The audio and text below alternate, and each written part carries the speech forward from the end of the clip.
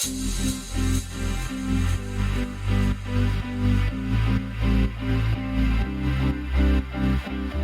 friends and listeners, this is Anne-Marie Zanzal, and you're listening to Coming Out and Beyond LGBTQIA Stories podcast. Welcome, everyone. I'm Barb Rowlandson, and Anne-Marie, we are now deep into season 4 of the Coming Out and Beyond podcast, and congratulations on what has turned out to be just a fantastic season so far.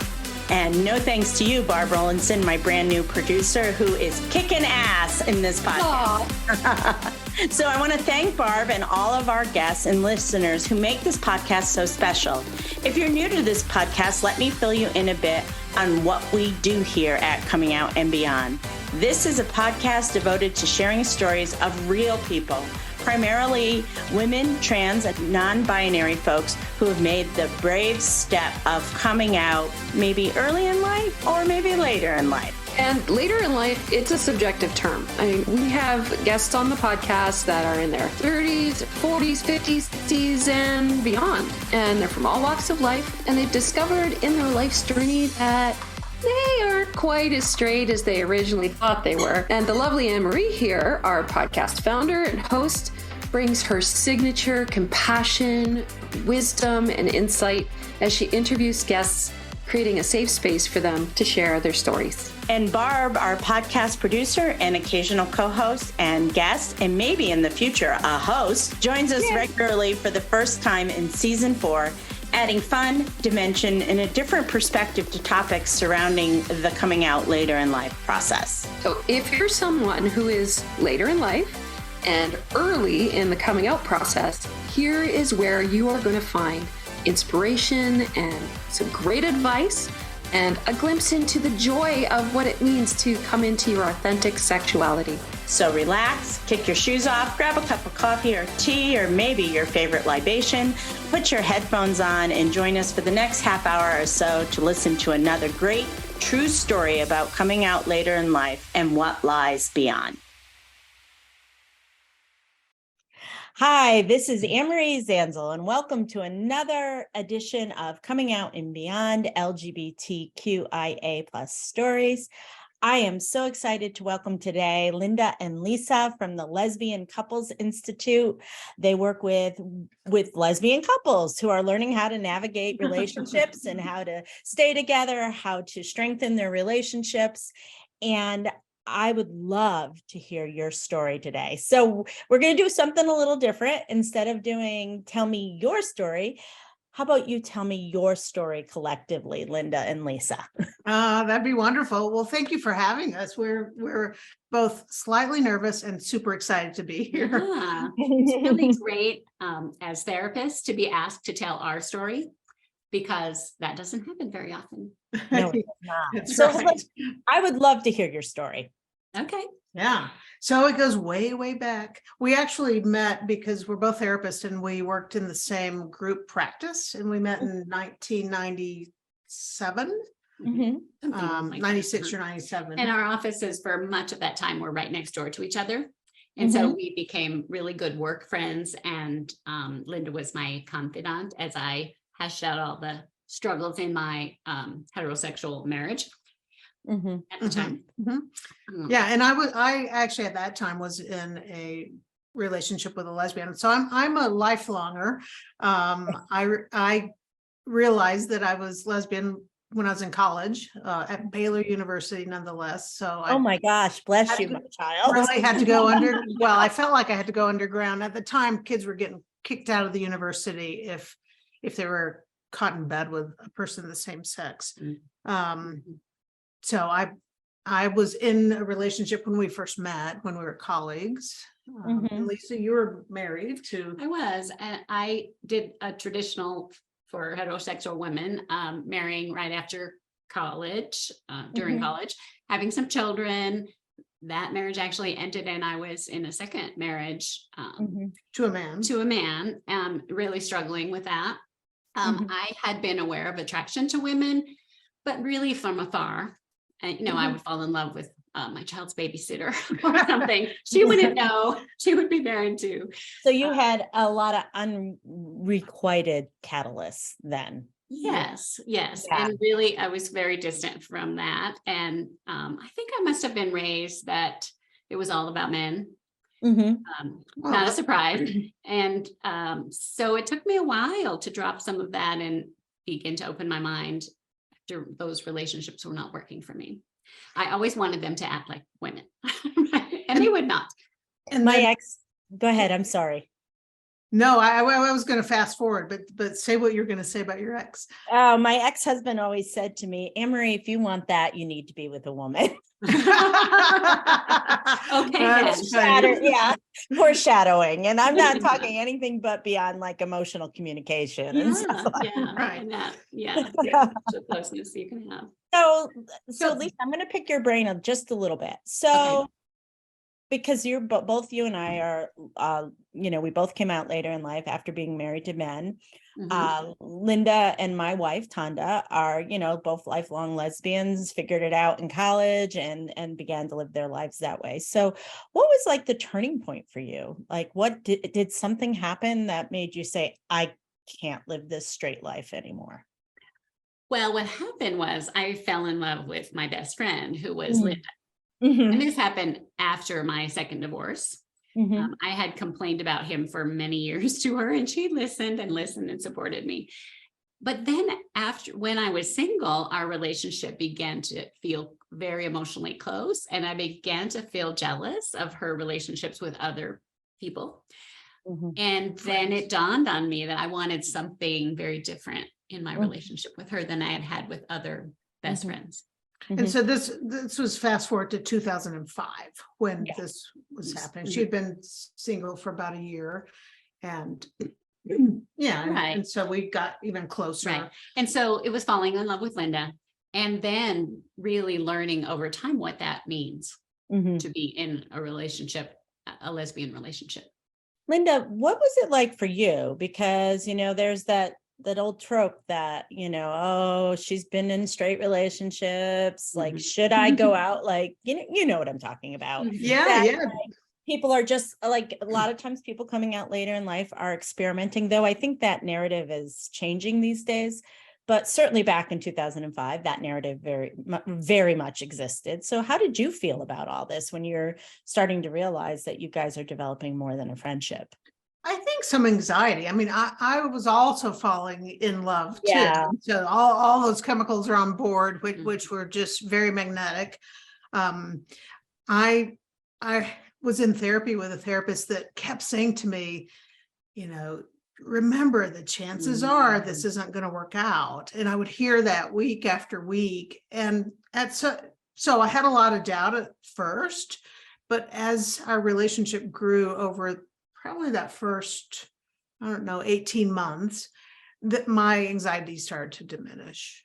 And we were in our early 40s at the time. And so we, I had done the U-Haul move-in kind of thing, and I was determined to do it differently this time and to really keep enough separation home-wise that we would have time alone to process and think. And we actually didn't move in with each other for almost 3 years. Wow. And so that was different for me and really helpful, I think, too. So our relationship just had the opportunity to deepen slowly over time. I remember one time though, when she came to my house and said, I don't think I can do this. And that was a kind of a catastrophic 24 hours for both of us. We both ended up in. But it was just 24 hours. And I came back and said, oh, yes, I can. I can do this and I want to. All right. So a couple of questions. Lynda, why was your therapist saying this isn't going to work? I'm just curious. She was quite a bit older than me. So she was already probably mid-60s at the time. And very heteronormative. We were in a small town. We weren't in Denver yet. And I just think the bias, the not understanding what we've come to talk about is sexual fluidity for many women. Mhm. And I don't think Sherry understood that. Mhm. And so I think she was just cautionary because she, if there was going to be a fall, she wanted to be softer. So just ignorance. Well, it's funny because my marriage therapist was actually a lesbian with my ex-husband and I, and it, the universe kept throwing lesbians in my path. I did not choose her based on her sexuality. That's awesome. But it was like a couple of years, like it's seriously, like she was a great therapist. So even though it was in her home, I never made the connection that she was gay. And she was very invested in saving my ex-husband's and my relationship. So when I was coming out to her for the second time, mind you, there's a whole long story behind that. She was like, well, you can have mixed orientation marriages and stuff like that. And again, she was actually married before too, but back in the late 1960s, she was about 20-30 years older than me. And I think she just couldn't wrap the concept that people could be out in their 40s. Yeah. 40s, I think that might be true. Yeah. Yeah, she just couldn't wrap her head around all I think that. that's the case for Sherry. Yeah.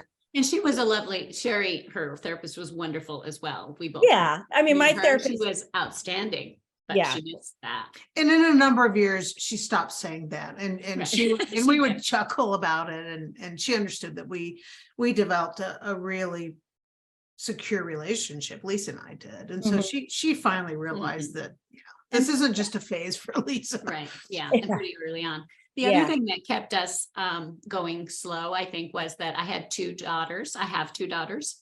One was in high school and the other maybe had just graduated from high school or was just about to. And Lynda is wonderful with young people, all people really. But so they loved her from the beginning and they accepted the relationship very quickly. That's a funny story. I guess so. Yeah. And so what was I saying? Oh, so they were in the house and it wasn't that big of a house. And so Lynda having a house somewhere else was really perfect for all of us for a number of years. So Lisa, you said something that you guys had 24 hours where you're like, I don't think I can do this, which is really, really normal in LGBTQIA identity development, in which around the first or second stage, when you're, it's there is a lot of back and forth. I remember telling my wife 9 months into our relationship, I don't know if I'm gay. She's like, what? For 9 months now. We're laying into bed together and you're telling me this. Yeah, she's like, what? And at the time, this was before I was doing any of this. I didn't know that was really normal to have questioning periods. So could we talk a little bit about that for people who may be listening, who may be in their first queer relationship, and all of a sudden there's a lot of I don't know if I can do this. I don't know if this is right. Can you talk a little bit about that for yourself? Okay, for myself. I think that an awareness of what it means to live as a lesbian in this culture and in the world is not something that I was very aware of as when living a heterosexual lifestyle. And so I think part of what happens is we bump up against problems and prejudices and people that we love telling us we shouldn't be doing this. One thing at a time. And we have to deal with each incident and figure out what that means for us. Right. And even now, when I work with young lesbians in their 20s, there's a lot of this where families are not quite accepting. It's a different role in society than they expect it to have. And one will be more comfortable with it than the other. In a couple. In a couple, yes. And so I really think that I initially came out to my family very quickly. My reasoning, different than Lynda, was that I grew up in California, moved to Colorado when I was in middle school.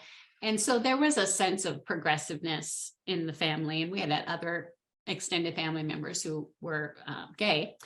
And so I came out thinking that, this isn't such a big deal. And it dawned on me slowly, and still does to this day, why it's difficult. Because my head says, what do they think? What are they thinking, negative things about me? Or even if someone reacts to you in a way that is off-putting, you don't know why. And so those things mess with our heads and make us think, maybe I don't want to be this. Maybe I don't want to do this. So let me ask you a quick question. Maybe I don't want to do this versus maybe I don't want to be this. Talk a little bit more about that. What that means. I think for women, my case anyway, where we were previously married to men, even in dysfunctional relationships, there's a sense of we're doing what society tells us we should do. And then when we try to have a relationship with a woman, even though it meets many of our needs so much more completely, there is the sense of I'm choosing this. For me, there's a sense of I'm choosing this. I don't really think that is true. I think this is part of who I am. But there's a small voice in my head that will say, you can do that other thing again. If this gets too hard, you can do that other thing again. And I think that's one thing that is scary for my partner is Lisa could change her mind. And not now, not after 18 years. No. Hopefully not after 18 years. Yeah. Well, and I've always fallen down that, like the choice isn't whether to be LGBTQIA plus. The choice is what you're going to do with it, because you don't have to come out. You don't. I mean, for some people that would be extremely difficult to do, but there's loads of people that have done that for centuries. And so, but that's where the choice lies. The choice lies on what you're going to do with it. And like, for me personally, after having been in a queer relationship now for 7 years, I could never go back to being in a straight. I have no desire, no interest. I just couldn't, even though I did it for a long time. I feel like that person in a lot of ways is gone. The person that was in that, I mean, pieces of her still exists within me, but I always say that my lens on which I look at the world changed. Exactly. Like how I saw the world just totally changed once I came out, even though I considered myself a very good ally. I mean, and also too, I just want to mention, Lisa, sometimes too, like I've had clients that come from very extremely progressive families and young, in their late 20s or something. And they thought it was going to be an absolute breeze. And they're really sort of stunned, even how their progressive parents react to the news that their child is not straight. So that's really super typical, unfortunately. And I've just got to ask a question of curiosity, and then we can move on to the wonderful world. Lynda, what was it like for you going to Baylor? Like my wife, her first lover was her prayer partner in the Baptist Student Union. You're at Baylor. Oh my gosh. So it was 1982, I think. Yeah, same age as my wife. Absolutely. 1982. I was 19 years old, and it was scary. I felt very alone. It was the first time I sought out counseling. And luckily it was a seasoned therapist. It was one of the psychology professors. And even though at the time Baylor was super conservative, student body wise and value wise, they hired some not some liberal professors. And so I was very fortunate that I ended up in the office of a liberal psychology professor who helped me make sense of what was going on with me. Because I mean, I was even confused as to what is this and what does this mean? And I was very sheltered. My parents were Southern Baptist missionaries. Wow. Very sheltered growing up. Didn't even really have the language. They were the don't say gay before I was out there.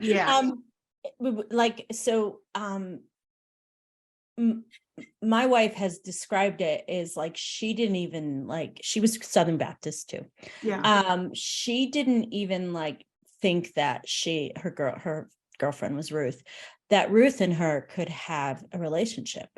Right. She thought it was so wrong. And she also talks about the like the first time that like they expressed their attraction to each other, that she like walked away thinking, oh shit, my life is not going to be, and she thought she was going to go to hell. Yeah. Yeah. So all of that, everything was underground.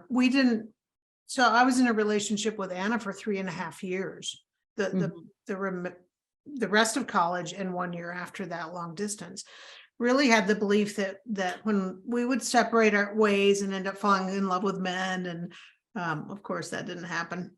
Well, another thing is that we sought out the counsel of who we thought was the most progressive Baptist minister in Waco, and he was not great. I mean, he said, I understand that homosexuality exists and God loves you, and you can't act it out, right? So that was the message. You can be gay, but you can't have sex.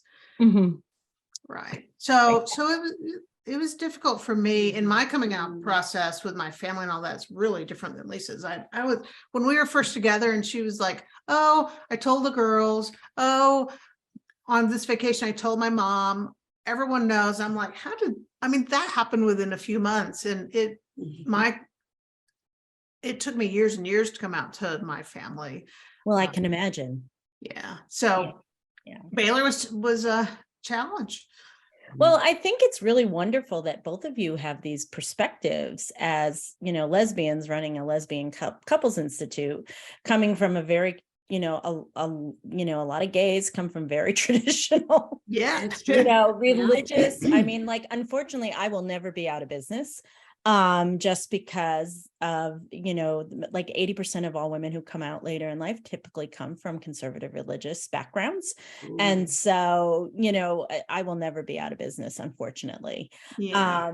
So tell me, what was the genesis of the Lesbian Couples Institute, and tell me about the work you do.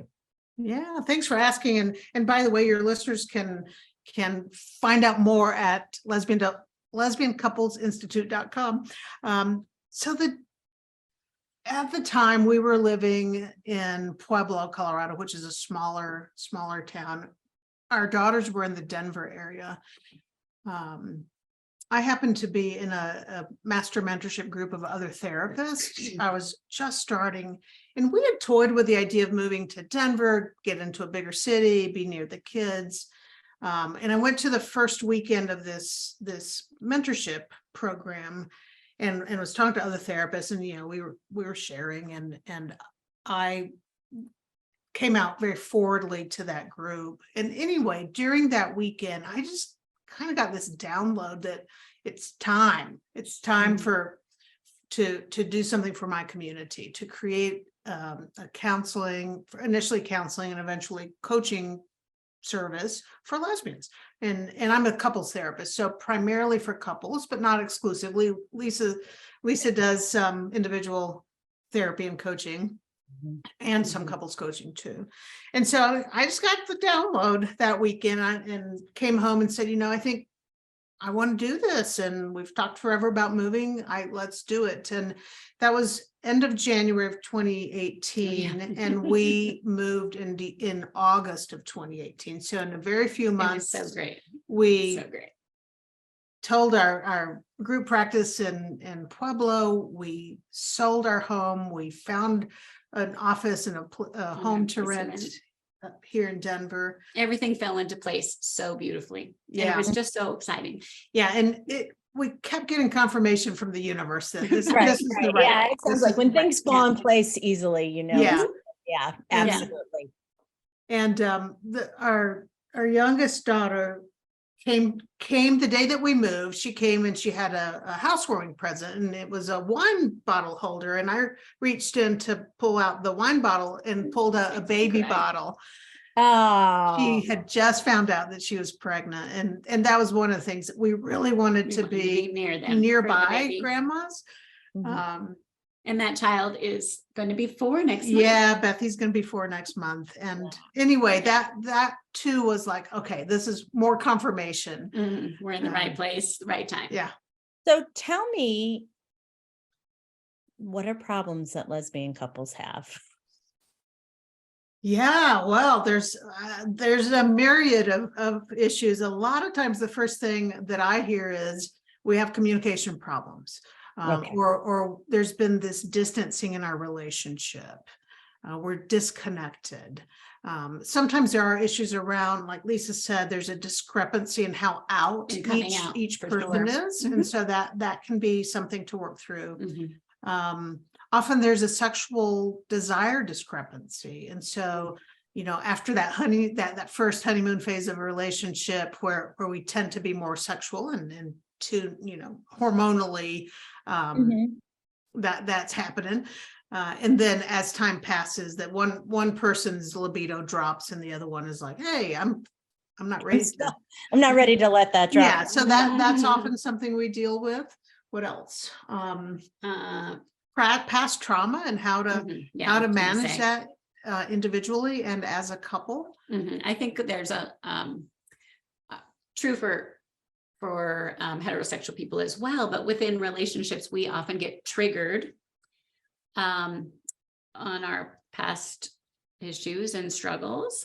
And so within the relationship, within the couple, people try to figure out how to help each other feel safe and how to individually deal with their stuff so that it doesn't interfere with their relationship. A lot of the work that I do is that intersection between past traumas and self-management and the relationship that they're in, or the relationship they hope for in the future. So Lynda, you've been a couples therapist for a long time. 25 years or so. Yeah. Well, first of all, bless you, because that is really hard work. I love it. And she's so good at it. So good. Yeah, but I like, as someone who's participated in couples therapy with my ex-husband and my wife, it is incredibly hard work. And I really give it, I have no desire to do that kind of work, but it's like, those who can do it, bless you, because it's really, really hard work to be able to hold a safe space for two people and the relationship. It is just a lot of work. So, there's so much misinformation out there about like lesbians and relationships. And my question is, do you find that the relationships between queer people versus heteronormative people, are they any more challenging or are they all the same issues across the board, or typical issues? I think both.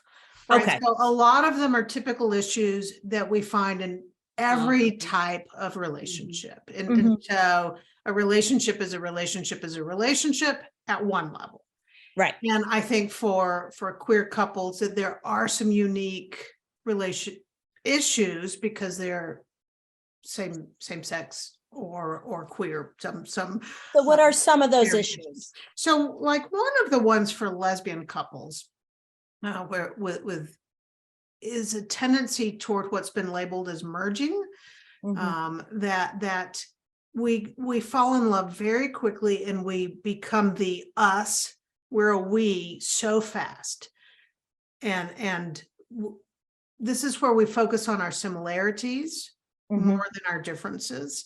And I think that merging happens more, I don't know, more deeply, more quickly, and it tends to last longer than may be healthy in a relationship, because that's good for the first stage of a relationship, kind of a symbiotic stage. That's where we learn to trust each other and feel like a couple.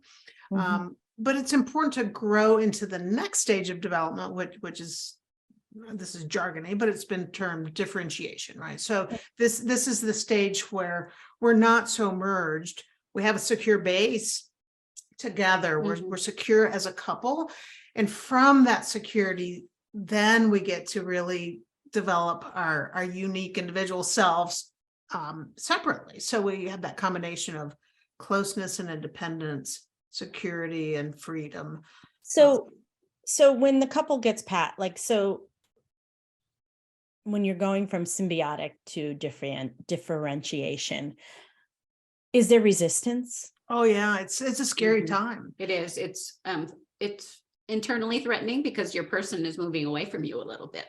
Mhm, Yeah. mhm. And so to answer the original question, I do think that this is a bigger challenge in same-sex, in lesbian relationships, because as women, we're as from the time we're born, we're trained to be the keepers of the emotional fires in the tribe. We're the gatherers.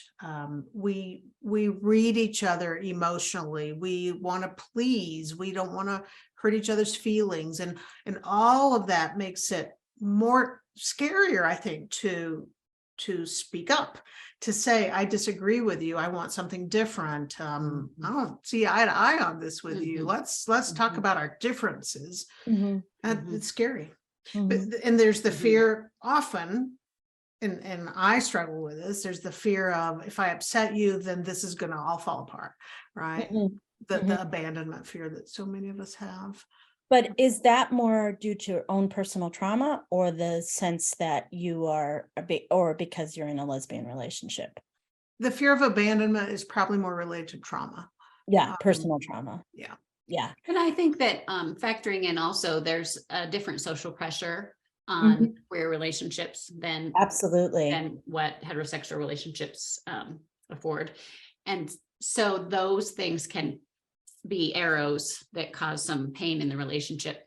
Well, yeah, minority stress, you know, I mean, that there's a lot of stress, especially if you live in Tennessee these days, where I live, there's a lot of stress going on right now. And, you know, it's really interesting because as a more newly out person than my wife's like, oh, this comes around, goes around, you know, she's very like, that's a nice perspective about it, you know, because when she came out in 1983, 84, it was illegal to be a lesbian in the state of Tennessee.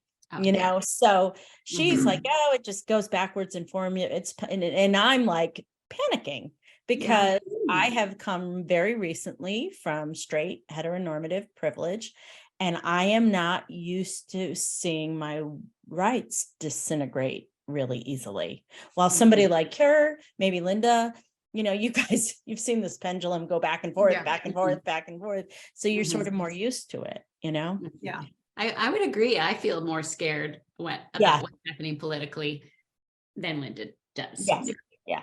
She's just like, you know, that t-shirt, I'm gay and I'm tired. That's funny. So, you know, one of the things that people do when you talk about relationships, we always talk about the red flags. And I don't really want to do that today. I would love to talk about the green flags and maybe end this conversation. Like, what is some green flags we can look for in our queer relationships that tell we're on the right track? We may need to do some tweaking here and there, but there's some really good things about this relationship. And maybe we need to go to a couples counselor to work through some of this stuff. What are some green flags that's really important for people to look for in their first lesbian relationship? Maybe their second and third, you know. First, let's actually, let me backtrack. Let's do first lesbian relationship, because most of my clients are often in their very first lesbian relationship. So what are some green flags to look for? Green flags. Well, of course, there's the falling in love, but that is only one of many. So the deep feeling of, oh, I'm into you, I'm attracted to you, you're the cat's meow. I think, let's see, help me out with this. One thing I think might be a green flag is the fact that there are some differences between you. And I'm always excited when a couple tells me, well, we're so different from each other. And I think that's wonderful, because that will help if they can tolerate those differences and really talk honestly with each other about them. That's going to help you have a dynamic relationship for a longer time. So and the other green flag that goes along with that is we do talk about it. We talk about everything. We don't hold back. We talk about anything and everything, and we do it with kindness. You know, if there's a difference, we're not going to be unkind. So we talk about everything. Another thing is we're prioritizing our relationship, even though there's pressures from the outside, sometimes from family that's like, shouldn't be in a same-sex relationship, or wherever that's coming from. We go ahead and prioritize this no matter what the external pressures are. And then we're going to work on managing those outside pressures in a way that doesn't threaten the relationship. So we're pretty early going to begin functioning as a team. Another green flag is that we protect each other, you know, and not just out there, but at home too. So we're kind. One of our green flags is we say thank you a lot, even for the things that other people, you know, might say, well, I don't need to thank they ought to be doing that. Yeah. we love thanking each other for this. I think, It works yeah, well I for do us. that a lot too, but also as somebody who was in a very traditional heteronormative marriage where I did everything, Ah, everything except work full time outside the home. Like to be in, I always joke that I should have gotten a wife a long time ago because I am grateful. I'm like very grateful somebody makes me my dinner because I have 2 million dinners in my life. I am grateful that I walk in the house and I haven't had to tell somebody to clean up the house before I left. So that, you know what I mean? Like I am like so incredibly grateful for those things. So it really comes from a place of being like, oh, this meal's delicious. Thank you so much. It's genuine. It's just about that genuine feeling, expressing it, sharing it with your partner. Absolutely.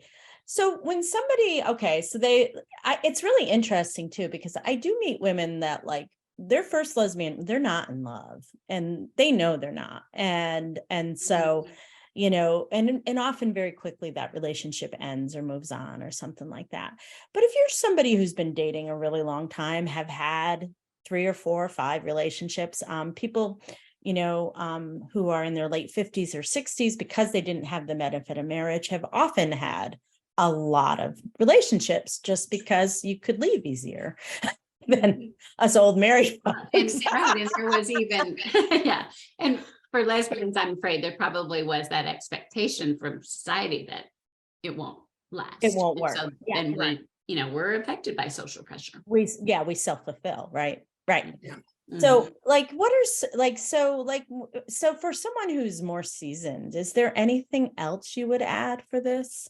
Like, especially if you've had a lot of relationships in the past, because I think it's really hard sometimes for people to separate a new person out from this person and that person and this person and what's happened before. So what are some other good things to look for in a new partner?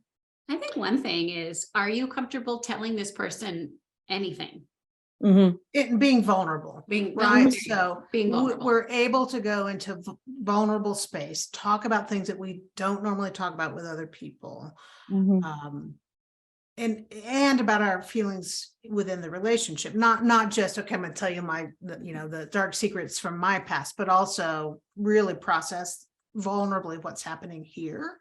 That's a very powerful green sign.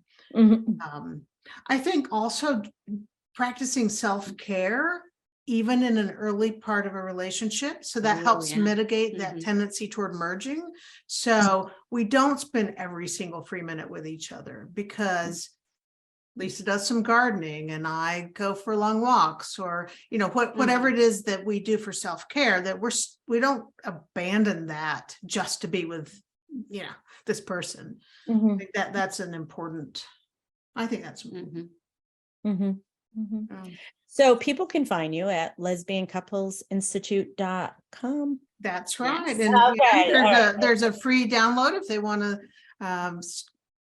start getting something valuable right away. There is a download there, which is about how to. It's three ways to reconnect with your person quickly.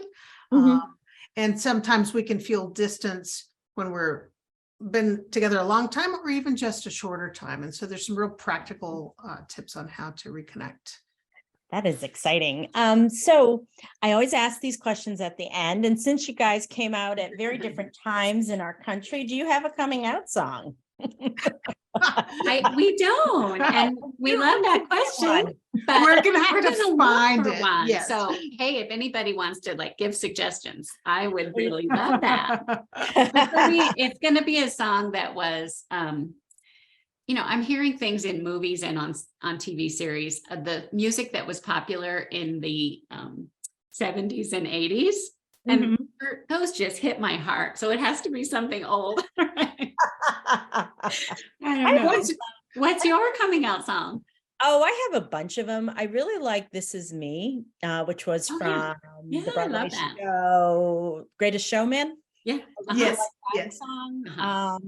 Uh-huh. I have a bunch. Brave by Sarah. Yeah, that's lovely. Yeah. I got to see her perform. Oh. So I have a bunch of them.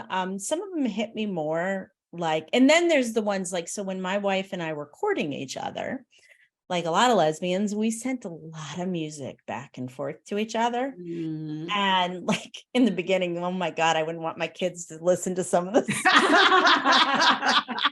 Because we were like, and it's funny because when we got married during the cocktail hour, we played that playlist. Oh, Nobody knew it was the playlist. But it was. that's but you wonderful. knew. That's Yeah, wonderful. but we played the playlist. And so a lot of those songs for me are associated with my coming out.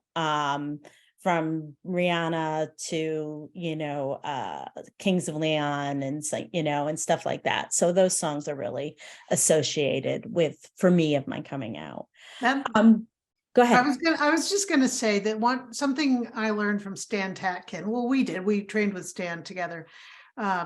Is that if you're ever feeling frustrated or disconnected or upset with your partner and it endures, play that list, pull her in and dance in the kitchen. Yeah. Right. But just hearing the songs that you associate as, okay, these are our songs, Mm-hmm. is very powerful for reintroducing those feelings. Yeah, I can. Yeah, absolutely. And we do play that playlist. And I think the Lesbian Couples Institute has a playlist We do have a created playlist. by one of our. You got to have our playlist. I want your playlist. Yeah, that'd be amazing. Please send it over. That would be a great free download on your website. I know.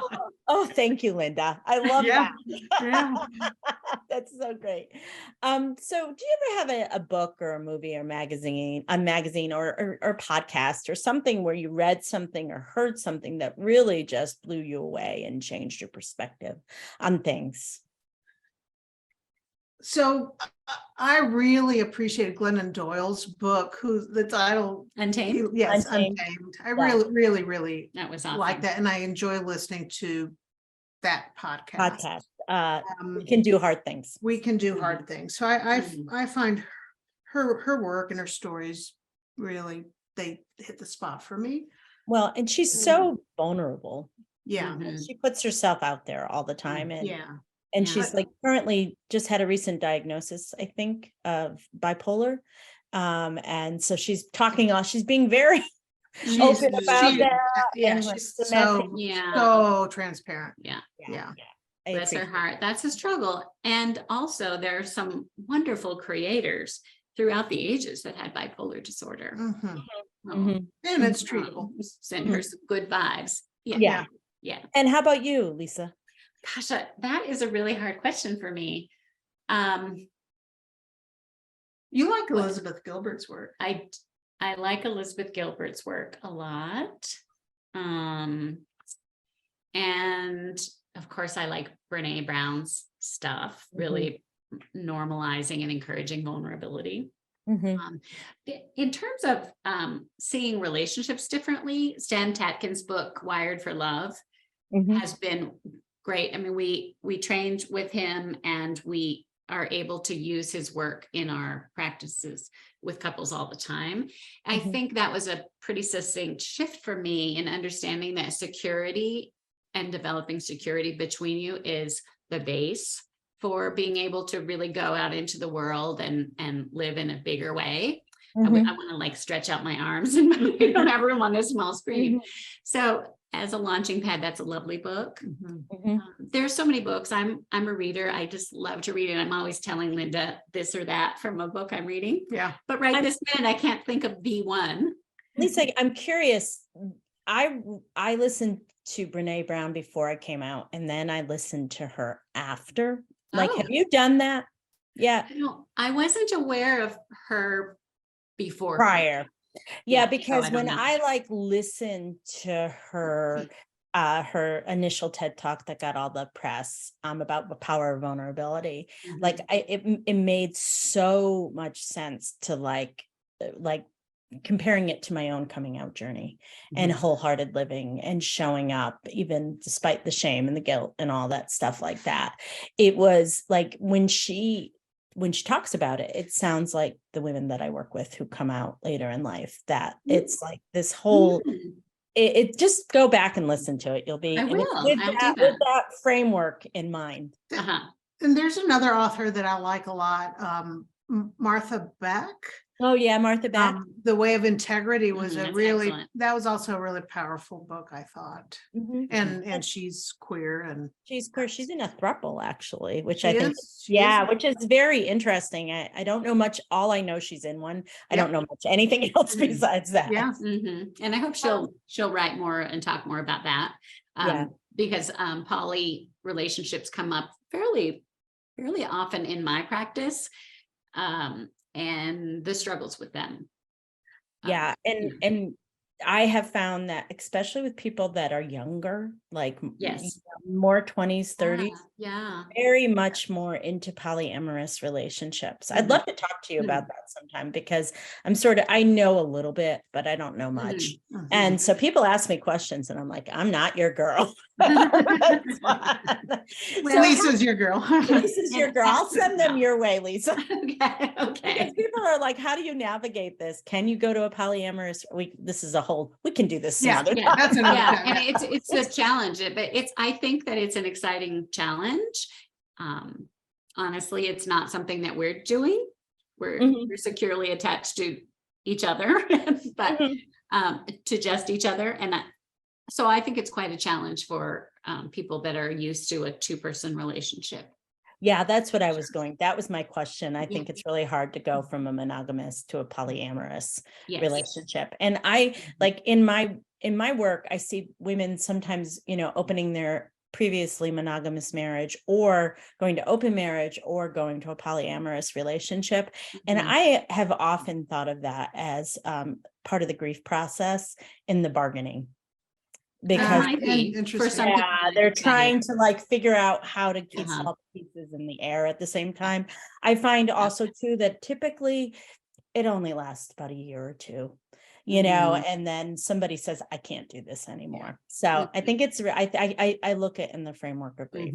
So I'm sorry, go ahead. I was going to say, I think that both things are true, that struggle is real and sometimes doesn't last a long time.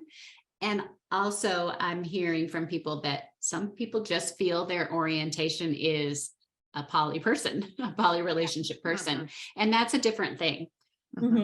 And which is, it's super interesting. And I can see that some of the same skills of differentiation and communication and all of those things are equally important there. Well, you're going to have to come back on the show and talk to me. Oh dear. I'm going to book you today because that is a huge, huge topic of interest with my clients. So how would you describe your life today, both of you? Oh, I feel so blessed and lucky. Yeah. And we just had our 18th anniversary. Congratulations. This week. On Tuesday, whenever that was, this week. 3 days ago. Yeah. So it's interesting. I'm going to reveal our ages, but I'm 61 and Lynda just turned 60. No, I'm turning 60 in a few weeks. Oh, no. She's sorry. Not yet. I might have to edit that out. Oh, God, you're funny. You sound just like in me. my mind, she's already 60. And so what I was going to say, though, is that we're really at a dynamic place in our lives and our practices where we're taking on new projects and learning new things, and also using the base of how to help couples have great relationships and how to help individuals learn how to do that too. So it's really fun, and we love being in Denver. We're foodies and we love the mountains and we love our grandchildren. We just That's the biggest adore our gift. grandchildren. Yeah. So I would like to have 36 hours in a day to spend all my time with the kids, all my time in the mountains, and all my time at restaurants. Right? And then of course we need alone time. So Life is it's full very and good. busy. Really sweet. Yeah. Well, thank you so much for spending the morning with me here today. It was so nice to talk up to you both, to hear about your work and to hear your individual stories. And it's so nice to meet you, Lisa. We haven't met Thank before, you. and I really appreciate hearing a little bit about your story. And you're going to have to come back. We're going to have to do it. Thank you. Yeah, thank you. It was fun to Yeah, do it was this. fun. Yeah. Well, thank you so much. You've been listening to Coming Out and Beyond, LGBTQIA+ stories with Anne-Marie Zanzal. New episodes of the Coming Out and Beyond podcast drop every other Friday. You can tune in at Apple Podcasts, Spotify, Google Podcasts, and at annemariezanzal.com. Be sure to hit subscribe when tuning in so you never miss an episode. And for more resources, articles, videos, and a free downloadable guide for coming out later in life, visit annemariezanzal.com.